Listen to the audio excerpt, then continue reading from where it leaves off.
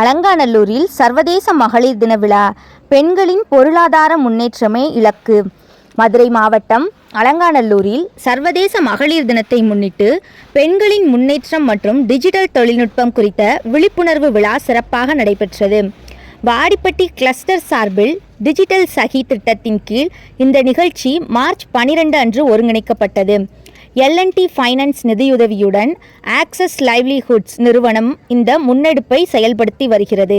பெண்களை டிஜிட்டல் முறையில் வலுப்படுத்துவதையும் அவர்களை சிறந்த தொழில் முனைவோராக மாற்றுவதையும் நோக்கமாக கொண்டு இந்த திட்டம் இயங்கி வருகிறது.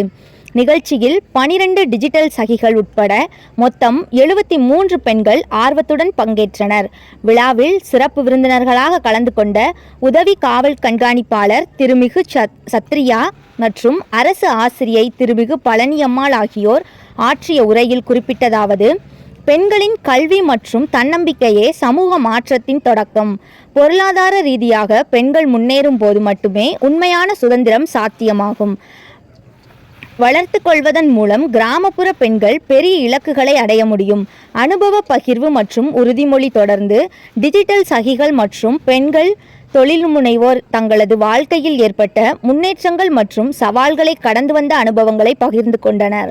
நிகழ்ச்சியின் முக்கிய அங்கமாக செல்ஃப் கேர் பிளட்ஜ் தன்னல பேணல் உறுதிமொழி நிகழ்ச்சி நடைபெற்றது.